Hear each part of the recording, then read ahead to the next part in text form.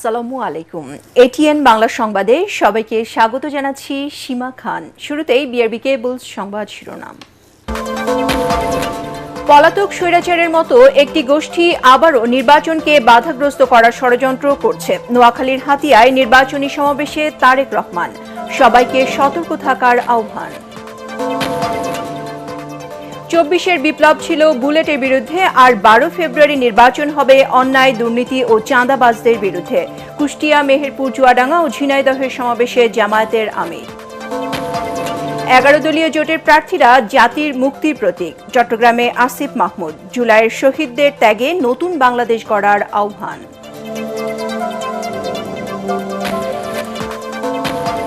নির্বাচনকে অবাধ, সুষ্ঠু ও শঙ্কামুক্ত করতে সেনাবাহিনীকে পেশাদারিত্বের সাথে দায়িত্ব পালনের নির্দেশ প্রধান উপদেষ্টার। সশস্ত্র বাহিনীর সাথে ডক্টর ইউনূসের মতবিনিময়। চানখারপুলে ৬ জনকে হত্যার ঘটনায় সাবেক ডিএমপি কমিশনার হাবিবুর সহ ৩ জনের মৃত্যুদণ্ড, ৫ জনের বিভিন্ন মেয়াদে সাজা। ফাঁসির দণ্ডপ্রাপ্ত ৩ আসামির সম্পত্তি বাজেয়াপ্তের নির্দেশ। এবং ত্রয়োদশ জাতীয় সংসদ নির্বাচনকে ঘিরে রাজধানী সহ সারা দেশে প্রার্থী সমর্থকদের বিরামহীন গণসংযোগ। ভোটারদের দিচ্ছেন নানা প্রতিশ্রুতি। শুনছিলেন বিআরবি কেবল সংবাদ শিরোনাম, এবারে জানাবো বিস্তারিত। দেশের মানুষের ভোটের অধিকার কেড়ে নেয়া একটি দল দেশ থেকে চলে গেলেও বর্তমানে অন্য একটি গোষ্ঠী নির্বাচন বাধাগ্রস্ত করার ষড়যন্ত্র করছে বলে মন্তব্য করেছেন বিএনপি চেয়ারম্যান তারেক রহমান।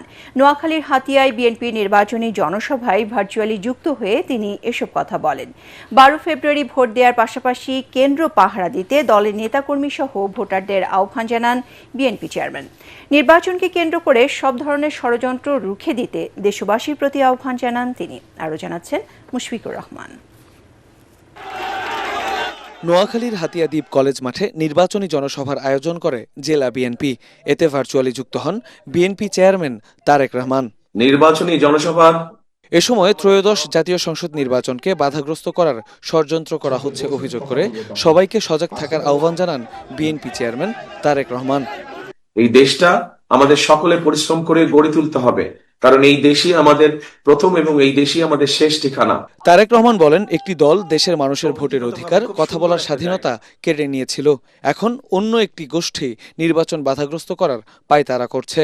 আমাদের দেশের মানুষের ভোটের অধিকার কেড়ে নেওয়া হয়েছিল, কথা বলার স্বাধীনতা কেড়ে নেওয়া হয়েছে। যারা এই কাজটি করেছিল তারা দেশ থেকে চলে গিয়েছে, কিন্তু এখন অন্য একটি গোষ্ঠী তারা আবার কিছু কিছু ষড়যন্ত্র করছে যেন নির্বাচন বাধাগ্রস্ত হয়।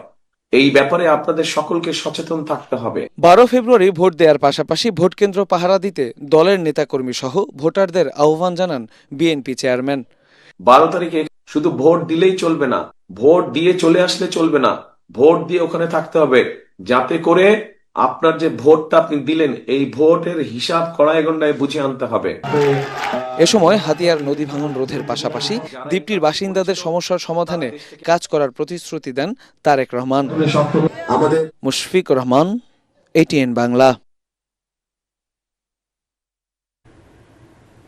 এদিকে দীর্ঘ ২২ বছর পর আগামীকাল ময়মনসিংহ যাচ্ছেন বিএনপি চেয়ারম্যান তারেক রহমান। ঐতিহাসিক সার্কিট হাউস মাঠে তার নির্বাচনী জনসভাকে কেন্দ্র করে উত্তর দক্ষিণ জেলা ও মহানগর বিএনপি ব্যাপক প্রস্তুতি নিয়েছে। নেতাকর্মীদের মাঝে রয়েছে ব্যাপক উচ্ছ্বাস। নগরীর বিভিন্ন স্থানে লাগানো হয়েছে ব্যানার, ফেস্টুন। সভায় ব্যাপক জনসমাগম ঘটাতে কাজ করে যাচ্ছেন ময়মনসিংহ বিভাগের ৪ জেলার ২৪টি আসনের বিএনপি দলীয় প্রার্থী সহ অঙ্গ সংগঠনের নেতাকর্মীরা।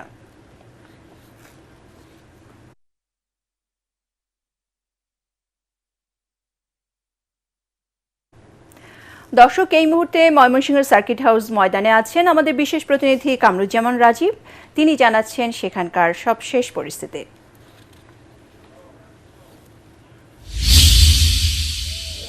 সীমা, সালাম স্টিল ভোটের গাড়ি নিয়ে আমরা এখন আছি ময়মনসিংহের যে ঐতিহাসিক সার্কিট হাউস ময়দানে। এখানেই কিন্তু কাল দুপুর ২টায় শুরু হবে প্রতীক্ষিত যে নির্বাচনী সমাবেশ, তারেক রহমান নির্বাচনী প্রচারণায় আসবেন এই ময়মনসিংহ বিভাগে এবং এখানেই এই সার্কিট হাউস ময়দানেই, ঐতিহাসিক সার্কিট হাউস ময়দানে তিনি নির্বাচনী সমাবেশে অংশ নেবেন। এই সমাবেশের সার্বিক প্রস্তুতি কিন্তু মঞ্চ তৈরির প্রস্তুতি কিন্তু চলছে। আমরা একটু দেখাতে চাই, নেতাকর্মীরা এসে জমা হয়েছেন, উৎসুক নেতাকর্মীরা, সারা শহর জুড়ে উৎসবের আমেজ বিরাজ করছে। মঞ্চ তৈরির কাজ চলছে, মাইক বসানোর কাজ চলছে। 70টির বেশি মাইক কিন্তু 5 কিলোমিটার এলাকা জুড়ে বসানো হবে। এছাড়া সার্বিক যে মঞ্চ তৈরির কাজ প্রায় শেষ মঞ্চের পরিপাটির কাজ চলছে। ময়মনসিংহের মানুষের যে প্রত্যাশা, সেই প্রত্যাশা দীর্ঘদিনের যে শহর ময়মনসিংহ ঐতিহ্যবাহী শহর, সেই শহরের বিভিন্ন সমস্যা, নাগরিক সমস্যা, সে বিষয়ে তারেক রহমানের কাছ থেকে তার যে প্রতিশ্রুতি তারা শুনবেন, সেই আশায় অধীর আগ্রহে তারা বসে আছেন। এই মুহূর্তে আমাদের সাথে আছেন এই সদর আসনের যিনি ধানের শীষের প্রার্থী, আমরা তার কাছ থেকে জানতে চাইব যে মানে কালকের এই সমাবেশকে ঘিরে কি ধরনের উন্মাদনা বিরাজ করছে এবং তারেক রহমান আসলে কি ধরনের জোয়ার তৈরি হবে বলে আপনারা মনে করছেন? ধন্যবাদ আপনাদের। এই এত রাত্রে আপনি সরজমিনে দেখেছেন যে জনাব তারেক রহমান বিএনপির চেয়ারম্যান, ওনার আগমন এখানে এটা তৃতীয়বার, কিন্তু অনেক গুরুত্বপূর্ণ এজন্য যে উনি চেয়ারম্যান হিসেবে দলের দায়িত্ব নিয়ে আসছেন। এর পূর্বে সারা বাংলাদেশে এই ময়মনসিংহ সদরের জনগণ থেকে শুরু করে সকল টেকনাফ থেকে তেতুলিয়া পর্যন্ত জনাব তারেক রহমানের নির্বাসিত জীবনেও এই ফ্যাসিস্ট হাসিনা সরকারের পতনের আন্দোলনে যতগুলো রাজনৈতিক কর্মসূচি দিয়েছে প্রত্যেকটি এই দেশের মানুষ, ময়মনসিংহ সদরের মানুষ স্বতঃস্ফূর্তভাবে অংশগ্রহণ করে। কালকে কি ধরনের গণজোয়ার আশা করছেন, কি ধরনের সমাগম হতে পারে? আমরা যা দেখলাম এই সদর আসন থেকে ময়মনসিংহের প্রত্যেকটি অঞ্চলে যে গণজোয়ার সৃষ্টি হয়েছে, যে আপুর সেন জনাব তারেক রহমানকে এক পলক দেখার জন্যে এবং সমস্যায় জর্জরিত ময়মনসিংহ সদর এবং ময়মনসিংহের সমস্ত এলাকায় এই 17 বছরে লুটেপুটে যারা খেয়ে ধ্বংস করে দিয়েছে ভঙ্গুর রাষ্ট্রকে মেরামতের জন্যে জনাব তারেক রহমান, আমরা আগামীকালকে ওনার কাছে উপস্থাপন করব আমাদের কী কী সমস্যা। আমরা শিক্ষা, স্বাস্থ্য, জনসংযোগ, কর্মসংস্থান এবং পূর্ণাঙ্গ বিশ্ববিদ্যালয়, পূর্ণাঙ্গ মেডিকেল কলেজ সহ অনেক কিছু ওনাকে জানাবো। আর হ্যাঁ, আসলে এই ছিল এখান থেকে তারা এখানকার মানুষজন তারেক রহমানের কথা শুনবেন, তার দিক নির্দেশনা শুনবেন, সেই অপেক্ষায় কিন্তু রয়েছেন। এই ছিল আমাদের ময়মনসিংহের সার্কিট হাউস ময়দান থেকে সমাবেশের সবশেষ খবর। রাজীব, আপনাকে ধন্যবাদ। 24-এর বিপ্লব ছিল বুলেটের বিরুদ্ধে, আর আগামী 12 ফেব্রুয়ারি নির্বাচন অন্যায়, দুর্নীতি ও চাঁদাবাজদের বিরুদ্ধে জনগণের রায় বলে মন্তব্য করেছেন জামায়াতের আমির ডাক্তার শফিকুর রহমান। কুষ্টিয়া, মেহেরপুর, চুয়াডাঙ্গা ও ঝিনাইদহে 11 দলীয় জোটে নির্বাচনী গণসংযোগের সময় তিনি এ মন্তব্য করেন। এ সময় তার জোটে নারী সমর্থকদের নিরাপত্তা নিয়ে উদ্বেগ প্রকাশ করে জামায়াতের আমির উত্ত্যক্তকারীদের কঠোর হুঁশিয়ারি দেন। এছাড়া 5 বিশ্ববিদ্যালয়ে তরুণরা ইনসাফের পক্ষে রায় দিয়েছে উল্লেখ করে জামায়াতের শীর্ষ এই নেতা জানান, এখন দেশবাসীর ভোটের প্রতীক্ষা করছে তাদের জোট। ইহসানুল গনি স্বজনের ক্যামেরায় বিস্তারিত জানাচ্ছেন খায়রুল ইসলাম। 24-এর বিপ্লব ছিল বুলেটের বিরুদ্ধে, আর 12 ফেব্রুয়ারির নির্বাচন হবে অন্যায়, দুর্নীতি ও চাঁদাবাজদের বিরুদ্ধে বলে মন্তব্য করেছেন জামায়াতের আমির doctor Shafiqur Rahman. Chuadanga town hall football মাঠে আয়োজিত জনসভায় তিনি এই মন্তব্য করেন। এ সময় 11 দলীয় জোটের নারী সমর্থকদের একটি দলের সমর্থকরা বিরক্ত করছে অভিযোগ করে প্রয়োজনে তাদের বিরুদ্ধে পাল্টা ব্যবস্থা নেওয়ার হুঁশিয়ারি দেন এই নেতা। 24-এর বিপ্লবটা ছিল বুলেটের বিরুদ্ধে, এবারকার বিপ্লব হবে ব্যালটের মাধ্যমে। বাবাজি দুর্নীতিবাজ, তোমাকে লাল কার্ড। বাবাজি তুমি চাঁদাবাজ, তোমাকেও লাল কার্ড। তুমি দখলবাজ, তোমাকেও লাল কার্ড। তুমি আমার মায়ের ইজ্জত রক্ষা করো না, তোমাকেও লাল কার্ড। এর আগে কুষ্টিয়ার শহীদ আবদার ফাহাদ স্টেডিয়ামে নির্বাচনী জনসভার মধ্য দিয়ে শুরু হয় জামায়াত ইসলামী সহ 11 দলীয় জোটের দ্বিতীয় দফার নির্বাচনী সফর। আমিরের আগমনকে ঘিরে সকাল থেকেই জামায়াত ইসলামী সহ 11 দলীয় নেতাকর্মীদের ঢল নামে। ব্যানার, ফেস্টুন, নির্বাচনী প্রতীক হাতে তারা জড়ো হন সমাবেশ স্থলে। এ সময় জামায়াতের আমির ডাক্তার শফিকুর রহমান সহ উপস্থিত ছিলেন 11 দলীয় জোটের শীর্ষ নেতৃবৃন্দ। জোটের নেতারা বলেন, কেউ যদি আবারও ফ্যাসিবাদী কায়েম করতে চায় তাহলে তাদেরও হাসিনার মতো দিল্লিতে পাঠিয়ে দেওয়া হবে। নতুন করে কোনো ফ্যাসিস্ট তৈরি হতে দেওয়া হবে না।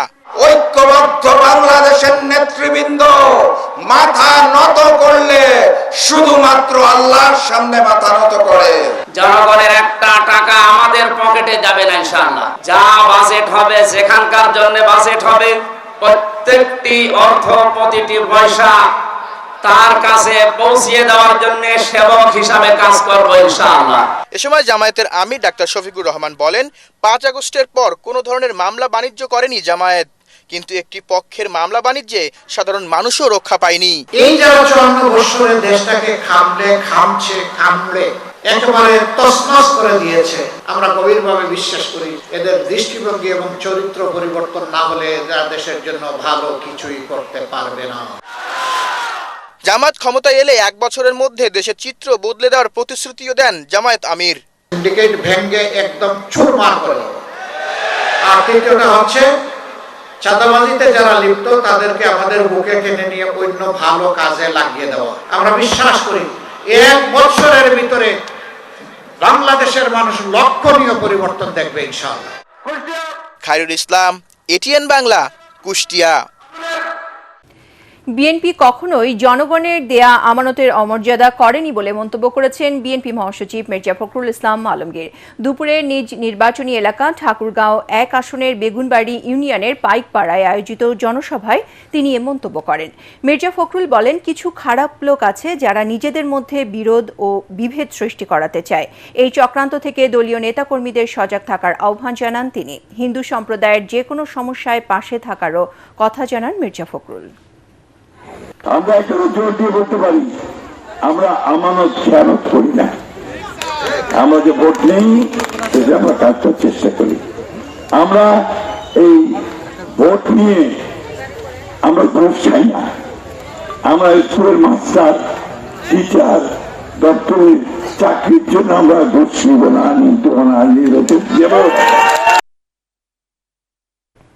জাতীয় সংসদ নির্বাচন সামনে রেখে নির্দিষ্ট একটি রাজনৈতিক দল মানুষের ধর্মীয় অনুভূতির অপব্যবহার করে ভোটারদের প্রভাবিত করার চেষ্টা করছে বলে মন্তব্য করেছেন বিএনপির নির্বাচন পরিচালনা কমিটির মুখপাত্র ও দলের চেয়ারম্যান উপদেষ্টা ডক্টর মাহাদি আমিন। গুলশানে এক সংবাদ সম্মেলনে তিনি বলেন, নির্বাচনী প্রচারণার বিভিন্ন কর্মকাণ্ড নির্বাচনী আইন ভঙ্গ করে নির্বাচনী প্রচারণার সুষ্ঠু পরিবেশ নষ্ট করছে দলটি। একই সঙ্গে ভোটারদের এনআইডি বা ব্যক্তিগত তথ্য সংগ্রহ এবং তার অপব্যবহারের আশঙ্কা প্রকাশ করে নির্বাচন কমিশনের কাছে দ্রুত কার্যকর ব্যবস্থা নেয়ার দাবি জানিয়েছে মাহদি আমিন। তিনি বলেন, বিএনপি এবার 10 জন নারী প্রার্থীকে মনোনয়ন দিয়েছে, যা নারীর ক্ষমতায়নে দলের অঙ্গীকারের বহিঃপ্রকাশ। আমরা লক্ষ্য করছি যে একটি নির্দিষ্ট রাজনৈতিক দলের প্রার্থীরা এবং তাদের বিভিন্ন পর্যায়ের নেতা কর্মী ও সমর্থকেরা ধর্মীয় অনুভূতির অপব্যবহার করে নির্বাচনী প্রচারণা চালাচ্ছেন, যেখানে বলা হচ্ছে তাদের প্রতীককে জয়লাভ করানো মানে নিজের ঈমানকে জয়লাভ করানো এবং জান ও মাল দিয়ে সেই প্রতীককে জয়লাভ করানো ঈমানের দায়িত্ব। ধর্মের অপব্যাখ্যা দিয়ে ভোট চাওয়ার এই অপপ্রয়াস অনাকাঙ্ক্ষিত। আগামী নির্বাচনে 11 দলীয় জোটের প্রার্থীরা দেশ ও জাতির মুক্তির প্রতীক বলে মন্তব্য করেছেন এনসিপির মুখপাত্র নির্বাচন পরিচালনা কমিটির চেয়ারম্যান আসিফ মাহমুদ সজীব ভূঁইয়া।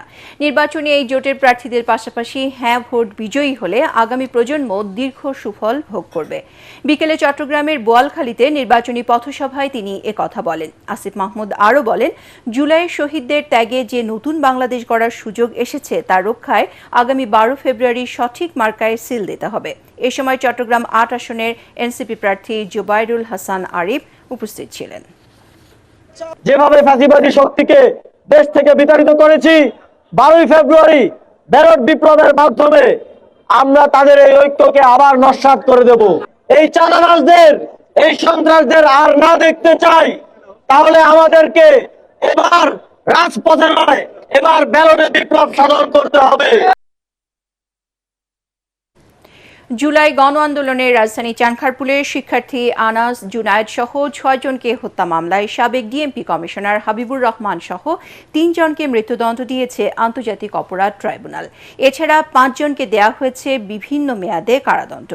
বিচারপতি গোলাম মর্তুজা মজুমদারের নেতৃত্বাধীন 3 সদস্যের ট্রাইব্যুনাল 1 এ রায় দেন।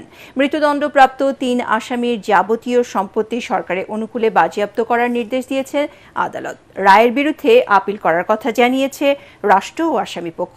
আর রায়ে হতাশ শহীদ পরিবারের সদস্যরা। রিপোর্টে আরও জানাচ্ছেন হুমায়ুন চিস্তি।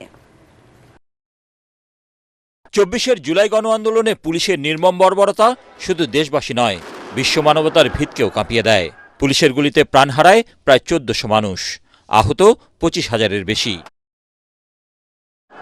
জুলাই গণ আন্দোলনে সংঘটিত মানবতাবিরোধী অপরাধের বিচারে পুনর্গঠিত হয় আন্তর্জাতিক অপরাধ ট্রাইব্যুনাল। রাজধানীর চানখারপুলে শিক্ষার্থী আনাস জুনায়েদ সহ 6 জনকে হত্যার ঘটনায় প্রথম অভিযোগ দায়ের হয়। সাবেক ডিএমপি কমিশনার হাবিবুর রহমান সহ 8 পুলিশ সদস্যের বিরুদ্ধে গত বছরের 14 জুলাই অভিযোগ গঠনের পর সাক্ষ্য গ্রহণ, যুক্তিতর্ক শেষে 20 ডিসেম্বর রায় ঘোষণার জন্য দিন ঠিক করেন ট্রাইব্যুনাল। তবে ওই দিন রায় প্রস্তুত না হওয়ায় তারিখ পেছানো হয়। সোমবার সাবেক ডিএমপি কমিশনার হাবিবুর রহমান, যুগ্ম কমিশনার সুদীপ কুমার চক্রবর্তী ও উপকমিশনার শাহ আলম মোহাম্মদ আক্তারুল ইসলামকে মৃত্যুদণ্ড দিয়ে রায় দেন ট্রাইব্যুনাল। এছাড়া 5 আসামিকে দেয়া হয়েছে বিভিন্ন মেয়াদে কারাদণ্ড। 8 আসামির মধ্যে 4 জন এখনও পলাতক। যাদেরকে মৃত্যুদণ্ড দেওয়া হয়েছে তাদের ব্যাপারে বলা হয়েছে তারা সুপিরিয়র কমান্ডার ছিল, তাদের দায়িত্ব ছিল এদেরকে থামানো অথবা এটার শাস্তিমূলক ব্যবস্থা গ্রহণ করা। তারা সেটা করেনি, উল্টো তারা কমান্ড দিয়েছেন, আদেশ দিয়েছেন, নির্দেশ দিয়েছেন, সে কারণেই তাদেরকে কমান্ড রেসপন্সিবিলিটিতে মৃত্যুদণ্ড দেওয়া হয়েছে। রায়ে সংক্ষুব্ধ আসামি ও প্রসিকিউশন উভয় পক্ষ। কারাদণ্ডপ্রাপ্ত আসামিদের সর্বোচ্চ সাজা চেয়ে প্রসিকিউশন এবং খালাস চেয়ে আপিল করার কথা জানিয়েছে আসামি পক্ষ। যারা সরাসরি এখানে গুলিবর্ষণ করেছে তাদের অপরাধ প্রমাণিত হওয়ার পরে সাজা অল্প হওয়াটা এটা ন্যায় বিচারের সাথে সঙ্গতিপূর্ণ নয় বলে আমরা মনে করছি। আমরা প্রত্যেকের মৃত্যুদণ্ডই চাইব। আমরা খালাস প্রত্যাশা করেছিলাম, যেহেতু কনভিক্টেড হয়েছে সেক্ষেত্রে আমরা অবশ্যই আপিলে যাব। এদিকে রায়ের প্রতিক্রিয়ায় হতাশা জানিয়েছে শহীদ জুলাই যোদ্ধাদের পরিবার। যারা নাই তাদেরকে মৃত্যুদণ্ড, যারা আছে তাদেরকে 3 বছরের সাজা। এটা কি কোনো সাজা হলো? আমরা তীব্র নিন্দা জানাই। রায়টা আমি শুনে সন্তুষ্ট হই নাই। এই রায়কে আমরা ঘৃণা ভরে প্রত্যাখ্যান করতেছি। রায়ে মৃত্যুদণ্ডপ্রাপ্ত 3 আসামির যাবতীয় সম্পত্তি সরকারের অনুকূলে বাজেয়াপ্ত করারও নির্দেশ দিয়েছেন আদালত। জুলাই গণ অভ্যুত্থানে মানবতাবিরোধী অপরাধের মামলায় পুলিশ বাহিনীর বিরুদ্ধে এটি প্রথম রায়। তবে এই রায়ে রাষ্ট্রপক্ষ, আসামিপক্ষ বা বিচার প্রার্থী কেউই সন্তুষ্ট নন। তারা বলছেন ন্যায় বিচার পাননি তারা, তাই তারা আপিলে যাবেন। তবে শেষ পর্যন্ত আপিল বিভাগ কি সিদ্ধান্ত দেয় সেটাই এখন দেখার অপেক্ষা। হুমায়ুন চিস্তি, এটিএন বাংলা, আন্তর্জাতিক অপরাধ ট্রাইব্যুনাল, ঢাকা। অবাধ, সুষ্ঠু, গ্রহণযোগ্য নির্বাচন নিশ্চিত করতে সশস্ত্র বাহিনীর সদস্যদের নির্দেশ দিয়েছেন প্রধান উপদেষ্টা ডক্টর মোহাম্মদ ইউনূস। আসন্ন ত্রয়োদশ জাতীয় সংসদ নির্বাচন ও গণভোট উপলক্ষে সেনা সদরে সশস্ত্র বাহিনীর ঊর্ধ্বতন কর্মকর্তাদের সাথে মতবিনিময় সভায় তিনি এর নির্দেশ দেন। এ সময় বাহিনীর প্রত্যেক সদস্যকে পেশাদারিত্ব, নিরপেক্ষতা এবং আন্তঃপ্রাতিষ্ঠানিক সমন্বয়ের মাধ্যমে দায়িত্ব পালনের কথা বলেন ডক্টর ইউনূস। সকালে ঢাকা সেনানিবাসের সেনা সদরের হেলমেট অডিটোরিয়ামে প্রধান উপদেষ্টাকে অভ্যর্থনা জানান সেনা, নৌ ও বিমান বাহিনী প্রধান সহ সশস্ত্র বাহিনী বিভাগের প্রিন্সিপাল স্টাফ অফিসার। প্রধান উপদেষ্টা বলেন, তরুণ ও দীর্ঘদিন ভোটাধিকার বঞ্চিত নাগরিকদের অংশগ্রহণে এবারের নির্বাচন বিশেষ তাৎপর্য বহন করছে। ভয়মুক্ত পরিবেশে প্রত্যেক নাগরিকের ভোটাধিকার প্রয়োগ নিশ্চিত করা রাষ্ট্রের দায়িত্ব।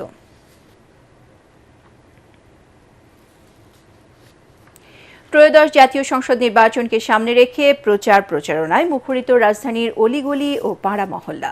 নির্বাচিত হলে এলাকার বিদ্যমান সমস্যাগুলো নিরসনের আশ্বাস দিচ্ছেন প্রার্থীরা। সভা সমাবেশ, লিফলেট বিতরণ আর মিছিলে ব্যস্ত সময় পার করছেন তারা।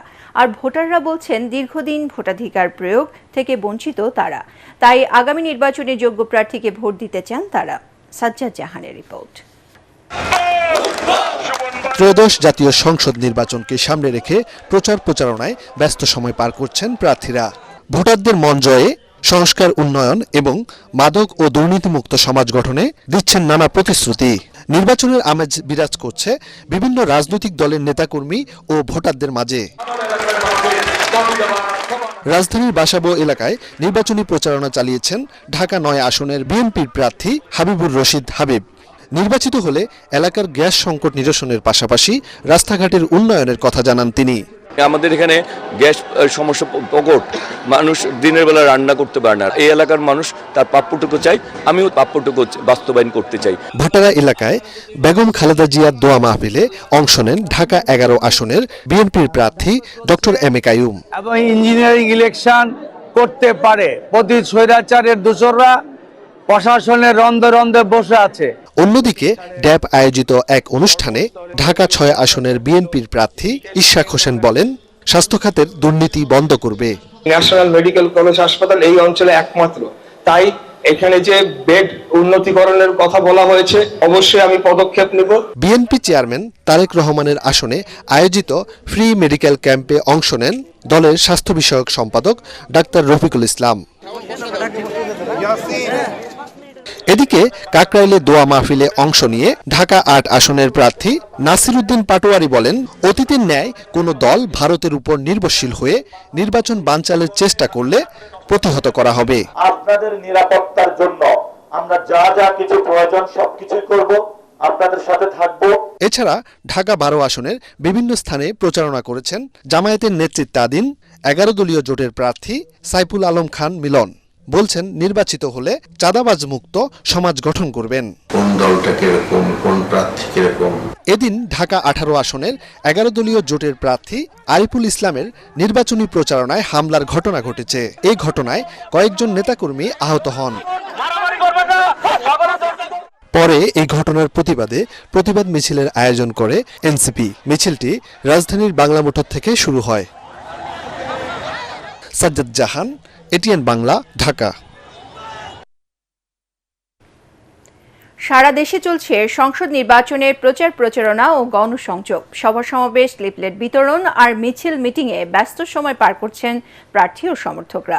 ভোটারদের মন জয়ের, সংস্কার, উন্নয়ন এবং মাদক ও দুর্নীতিমুক্ত সমাজ গঠনে দিচ্ছেন নানা প্রতিশ্রুতি। প্রতিনিধিদের পাঠানো তথ্য ও ছবি নিয়ে আশিকুর রহমানের রিপোর্ট।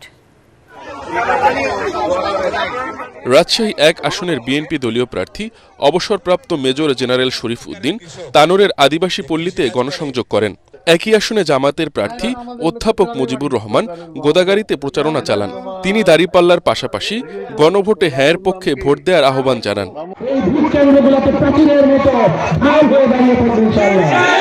কুমিল্লা ৪ আসনে এনসিপির প্রার্থী হাসনাত আব্দুল্লাহ প্রচারণা চালান দেবিদ্বার পৌর এলাকার ফতেহাবাদ ও মরিচাকান্দায়। নতুন আশা, নতুন নাটোর, এই স্লোগানকে সামনে রেখে নাটোরে নির্বাচনী প্রচারণা চালাচ্ছেন নাটোর ২ আসনের ধানের শীষের প্রার্থী বিএনপির কেন্দ্রীয় নেতা এম রুহুল কুদ্দুস তালুকদার দুলু। সকাল থেকে নাটোর সদর উপজেলার বিভিন্ন পাড়া মহল্লায় নেতাকর্মীদের সাথে নিয়ে সভা সমাবেশ করেন তিনি। আমাদের নেতা তারেক রহমানের নেতৃত্বে বিএনপি যদি ক্ষমতায় যায়, ইনশাল্লাহ এই ফ্যামিলি কার্ড, কৃষিকার্ড পাবে। নওগাঁ ৬ আসনের স্বতন্ত্র প্রার্থী আলমগীর কবির রানীনগর উপজেলার বিভিন্ন এলাকায় গণসংযোগ করেন এবং ভোটারদের সাথে কুশল বিনিময় করেন। জয়পুরহাট ১ আসনের বিএনপির প্রার্থী মাসুদ রানা প্রধানের পক্ষে বিশাল মিছিল অনুষ্ঠিত হয়েছে। এতে জেলা বিএনপি ও অঙ্গ সংগঠনের নেতাকর্মীরা অংশ নেন। এছাড়া দেশের বিভিন্ন এলাকায় মিছিল, পথসভা ও লিফলেট বিতরণ করে প্রচারণা চালাচ্ছেন বিভিন্ন দলের প্রার্থী ও কর্মী সমর্থকরা। আশিকুর রহমান, এটিএন বাংলা। ঋণ খেলাপি, দ্বৈত নাগরিকত্ব ও অন্য কোনো বিষয়ে তথ্য গোপন করলেও ভোটের পরে প্রমাণ হলে অভিযুক্তের বিরুদ্ধে ব্যবস্থা নেবে নির্বাচন কমিশন। কমিশনার আব্দুর রহমানুল মাসুদ একথা জানিয়ে বলেন, ত্রয়োদশ জাতীয় সংসদ নির্বাচনের স্বচ্ছতার প্রশ্নে আপোষ করবে না ইসি। সোমবার থেকে দেশের মধ্যে পোস্টাল ব্যালট পাঠানো শুরু হয়েছে জানিয়ে ইসি সচিব আক্তার আহমেদ বলেন, প্রবাসীরা পোস্টাল ভোটিংয়ের ব্যালট দেশের ভেতর থেকে পোস্ট করলে তা বাতিল হবে। রাজধানী নির্বাচন ভবনে পৃথকভাবে তারা এসব কথা বলেন। বিস্তারিত জানাচ্ছেন সৈয়দ রিয়াজ। আসন্ন ত্রয়োদশ জাতীয় সংসদ নির্বাচন নিয়ে সোমবার আগারগাঁওয়ে নির্বাচন ভবনে নিজের দপ্তরে সাংবাদিকদের সাথে আলাপকালে এই কমিশনার বলেন, বর্তমানে রাজনৈতিক কোনো চাপে নেই ইসি। যদি উনি ডুয়েল সিটিজেনের ব্যাপারে বা যে কোনো অযোগ্যতার ব্যাপারে যদি উনি ভুল তথ্য দেন এবং পরবর্তীকালে যদি এই ভুল তথ্যটা ধরা পড়ে, তাহলে ওনাকে বা ওনার বিরুদ্ধে নির্বাচন কমিশন ব্যবস্থা গ্রহণ করতে পারবে। বিদেশে প্রবাসীরা নির্বাচনী আচরণবিধি ভঙ্গ করলে সে দায় ব্যক্তির, এমন মন্তব্য করে নির্বাচন ভবনে আয়োজিত ব্রিফিংয়ে ইসি সচিব বলেন, আচরণবিধি ভঙ্গ হলে উত্তম হবে স্থানীয় রিটার্নিং কর্মকর্তার কাছে সরাসরি অভিযোগ করা। প্রবাসী জিও লোকেশন ট্র্যাক করার পরেই তার ব্যালটটা আসতে হবে। অনেকেরই যে একটা কৌতূহল যে আমি ঢাকায় যাচ্ছি বা আমি কাউকে দিয়ে পাঠিয়ে দিলাম ব্যালট পেপারটা ঢাকা থেকে বা দেশের ভিতর থেকে এটা পোস্ট করা হোক, এটা গণনাযোগ্য হবে, এটা হবে না। এদিকে দেশের কয়েকটি স্থানে নির্বাচনী প্রচারণায় নারী কর্মী হেনস্থা সহ বিভিন্ন অসঙ্গতির কথা জানাতে জামায়াতের 3 সদস্যের একটি প্রতিনিধি দল প্রধান নির্বাচন কমিশনারের সাথে সাক্ষাৎ করেন। গায়ে পড়ে এই সমস্ত হামলাগুলো করা হচ্ছে। আমরা মনে করি যে প্রশাসন এবং নির্বাচন কমিশন যদি সঠিক ভূমিকা পালন করেন, তাইলে একটা সুন্দর লেভেল প্লেইং ফিল্ড নিশ্চিত হওয়া সম্ভব। পরে হাসনাত আবদুল্লাহর নেতৃত্বে এনসিপির একটি প্রতিনিধি দলও প্রধান নির্বাচন কমিশনারের সাথে সাক্ষাৎ করেন। কেন্দ্র দখল করার যে বার্তা, সেই বার্তাটি হচ্ছে আজকে মনে হয় যে প্র্যাকটিস ম্যাচ শুরু হলো। সংসদ নির্বাচন ও গণভোট উপলক্ষে আগামী 11 ও 12 ফেব্রুয়ারি সারা দেশে সরকারি ছুটি ঘোষণা করা হয়েছে। পাশাপাশি শিল্পাঞ্চলের শ্রমিক ও কর্মচারীদের জন্য আগামী 10 ফেব্রুয়ারি বিশেষ ছুটি দেয়া হয়েছে। জনপ্রশাসন মন্ত্রণালয় থেকে জারি করা এক প্রজ্ঞাপনে একথা জানানো হয়। সৈয়দ রিয়াজ, এটিএন বাংলা, ঢাকা। নির্বাচিত হলে দ্বিতীয় পদ্মা সেতু নির্মাণের জন্য সংসদে দাবি তোলার প্রতিশ্রুতি দিয়ে ভোটারদের দাঁড়ে দাঁড়ে ছুটছেন রাজবাড়ী 1 আসনের প্রার্থীরা। ভোটাররা বলেন, যারা বিদেশে অর্থ পাচার করে তাদের সংসদে দেখতে চান না। রাজবাড়ীর প্রতিনিধি লিটন চক্রবর্তীকে সাথে নিয়ে রিপোর্ট করছেন মিজান শাহজাহান। সদর ও গোয়ালন্দ নিয়ে সংসদীয় আসন রাজবাড়ী 1। পদ্মা নদী মানিকগঞ্জ থেকে বিচ্ছিন্ন করেছে রাজবাড়ীকে। মাওয়া থেকে জাজিরা প্রান্তে পদ্মা সেতু হলেও রাজবাড়ীর বাসিন্দাদের ঢাকায় যেতে হয় ফেরিতে পদ্মা পাড়ি দিয়ে। এই আসনের ভোটাররা বলেন, প্রতীক নয় যোগ্য প্রার্থীকেই ভোট দেবেন তারা।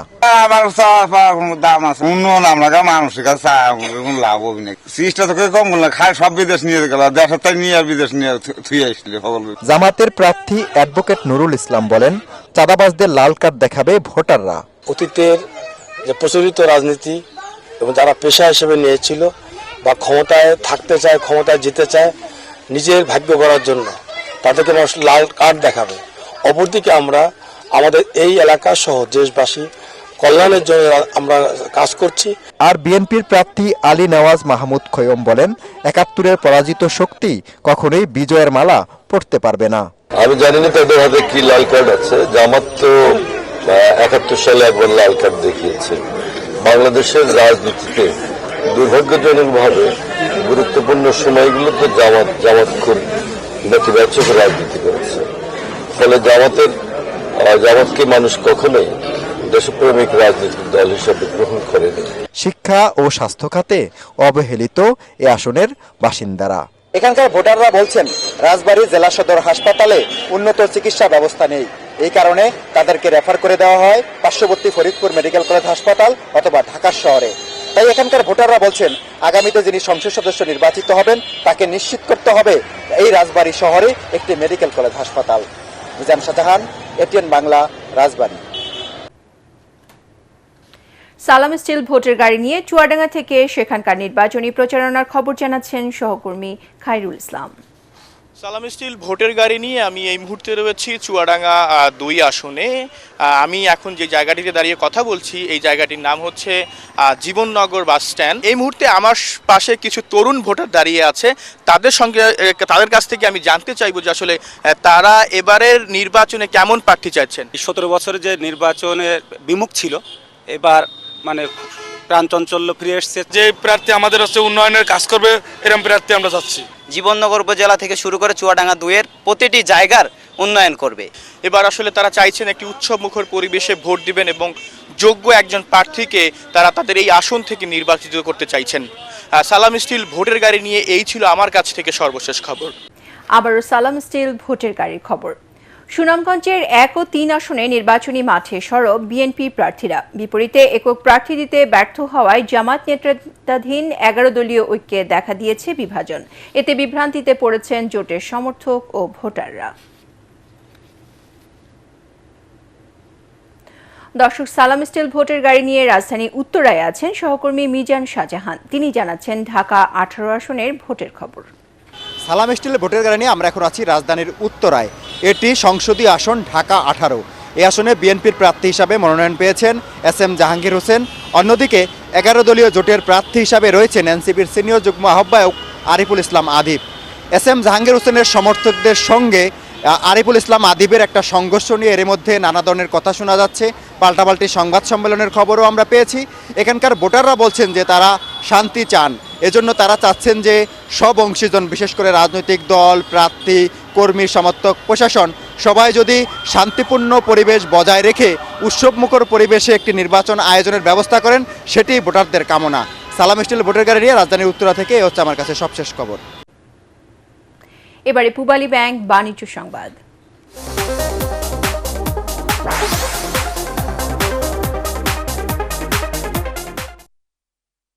স্বচ্ছতা নিশ্চিতে আগামীতে রাজস্ব আদায়ের সব তথ্য অনলাইন ভিত্তিক করতে হবে বলে জানিয়েছেন এনবিআর চেয়ারম্যান আব্দুর রহমান খান। রাজধানী আগারগাঁওয়ের এনবিআর ভবনে আন্তর্জাতিক কাস্টমস দিবস উপলক্ষে আয়োজিত সভায় তিনি বলেন, সরকারের চাহিদা মতো যেমন কর আদায় করা সম্ভব হচ্ছে না, তেমনি করদাতাদের খুশি করাও যাচ্ছে না। এনবিআর এর সব সেবাকে বৈষম্যহীন করার চেষ্টা চলছে বলেও জানান সংস্থাটির চেয়ারম্যান। রাষ্ট্রীয় স্বার্থ রক্ষা করে বাণিজ্য সুবিধা বাড়াতে স্থানীয় শিল্পের সুরক্ষা ছাড়া সব আমদানি পণ্যের শুল্ক কমানোর কথাও জানান এনবিআর চেয়ারম্যান। সন্ধানী লাইফ ইন্স্যুরেন্স আন্তর্জাতিক সংবাদ।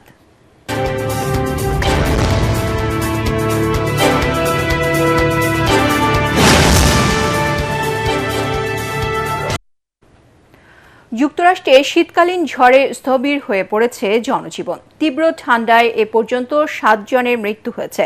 দেশটির বিভিন্ন অঙ্গরাজ্যে ঝড়ে বিদ্যুৎহীন হয়ে পড়েছেন প্রায় 10 লাখ বাসিন্দা।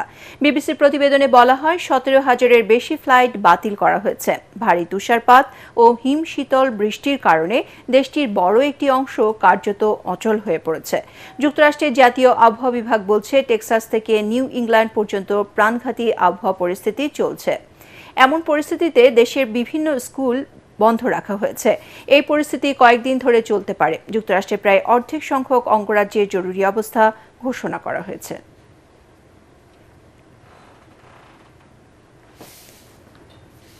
এবারে খেলার খবর।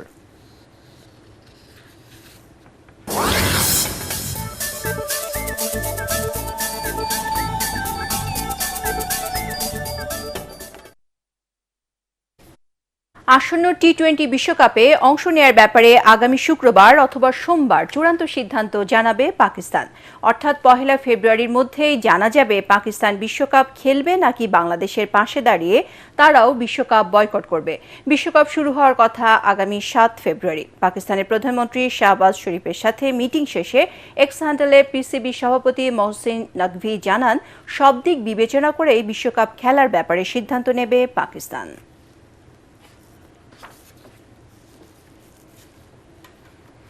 সংবাদ শেষ করার আগে বিআরবি কেবল শিরোনামগুলো আরও একবার। পলাতক স্বৈরাচারের মতো একটি গোষ্ঠী আবারও নির্বাচনকে বাধাগ্রস্ত করার ষড়যন্ত্র করছে। নোয়াখালীর হাতিয়ায় নির্বাচনী সমাবেশে তারেক রহমান, সবাইকে সতর্ক থাকার আহ্বান। 24-এর বিপ্লব ছিল বুলেটের বিরুদ্ধে, আর 12 ফেব্রুয়ারি নির্বাচন হবে অন্যায়, দুর্নীতি ও চাঁদাবাজদের বিরুদ্ধে। কুষ্টিয়া, মেহেরপুর, চুয়াডাঙ্গা ও ঝিনাইদহের সমাবেশে জামায়াতের আমির। 11 দলীয় জোটের প্রার্থীরা জাতির মুক্তির প্রতীক। চট্টগ্রামে আসিফ মাহমুদ, জুলাইয়ের শহীদদের ত্যাগে নতুন বাংলাদেশ করার আহ্বান।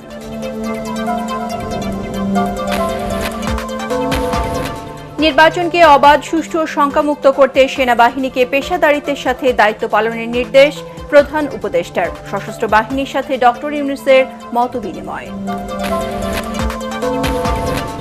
চানখারপুলে 6 জনকে হত্যার ঘটনায় সাবেক ডিএমপি কমিশনার হাবিবুর সহ 3 জনের মৃত্যুদণ্ড, 5 জনের বিভিন্ন মেয়াদে সাজা। ফাঁসির দণ্ডপ্রাপ্ত 3 আসামির সম্পত্তি বাজেয়াপ্তের নির্দেশ। এবং ত্রয়োদশ জাতীয় সংসদ নির্বাচনকে ঘিরে রাজধানী সহ সারা দেশে প্রার্থী সমর্থকদের বিরামহীন গণসংযোগ, ভোটারদের দিচ্ছেন নানা প্রতিশ্রুতি। পরবর্তী সংবাদ দেখার আমন্ত্রণ জানিয়ে এখনকার মতো শেষ করছি। ATN বাংলা সংবাদ ইউটিউবে দেখতে ব্রাউজ করুন youtube.com/ATN বাংলা নিউজ। ধন্যবাদ সবাইকে।